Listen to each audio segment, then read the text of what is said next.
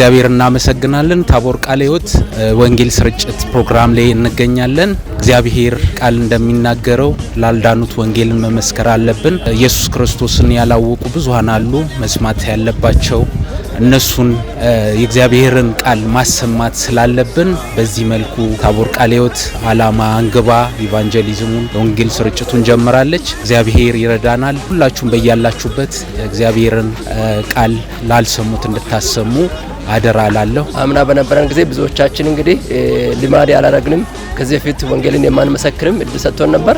ዘንድሮ እንግዲህ በጣም በከፍተኛ ጉጉትና በከፍተኛ መነሳሳት ነው የመጣ ነው። እኔ ራሴ እንደዛ ነው ራሴን ያገኘሁት። ከዚህ በፊት ምናልባት በእንደዚህ በተደራጀ መልኩ ወንጌልን ለማዳረስ የወጣውባቸው ጊዜዎች በጣም አናሳ ሊሆኑ ይችላሉ። አሁን ግን በጣም ደስ እያለኝ እግዚአብሔር ደግሞ ብዙ የሚጠብቁ የምስራች እንዲሰሙ የሚፈልጉ ብዙዎች ሰዎች እንዳሉ በማመን ለነሱም ደግሞ ይህንን የምስራች ወንጌል በመናገር ለማደፋፈር በመምጣቴ በጣም ደስተኛ ነኝ። ወንጌል መመስከር ለኛ እስትንፋሳችን ነው፣ የእግዚአብሔርም ትእዛዝ ነው።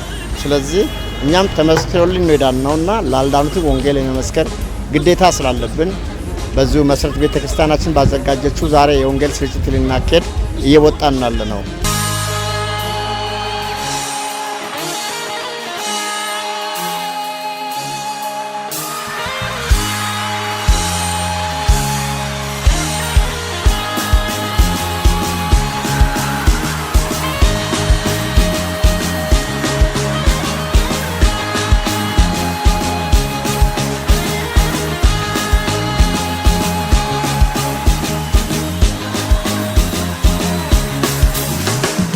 ክብር ለእግዚአብሔር ይሁን። ስለዚህ እድል እግዚአብሔርን አመሰግናለሁ።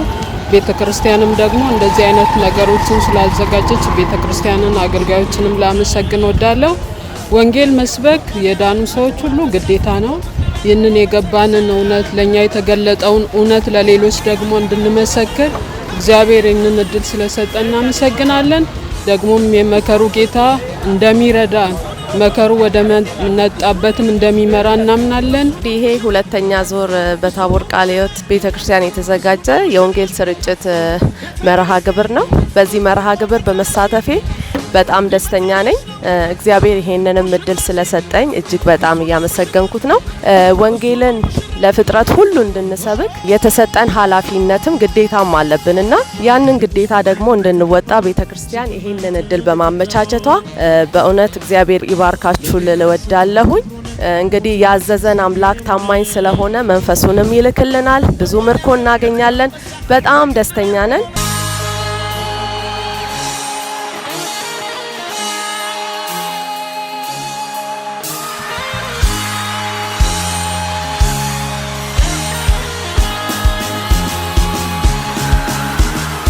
የምስራቹን ወንጌል ለመላው ዓለም ለማዳረስ ነው።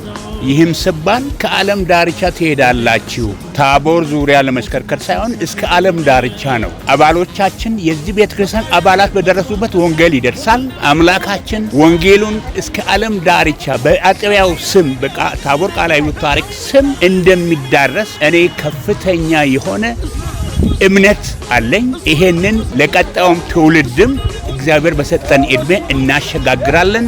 እውነት ሕይወት መንገድ የሆነውን ጌታ ያላወቁት እንዳይጠፉ ይሄን አውቆ እንዲመለሱ የምናደርገው ትግል ቤተክርስቲያኒቷ የምታደርገው ትግል ለሌላው በመልካም ምሳሌነት ተምሳሌት የምትታይ ነው።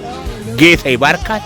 ተስፋ አሁንም ሰማይ ያረገ ወደመና ዳግም ይመጣል ዳግም እሱ ነው ንጉስ እሱ ነው ንጉስ እሱ ነው ንጉስ እሱ ነው ሙሽራ እሱ ነው ሙሽራ እሱ ነው ሙሽራ ቤተክርስቲያን ኦራታናሺ ሊመጣልሽ ነው ሙሽራሺ እሱ ነው ሙሽራ እሱ ነው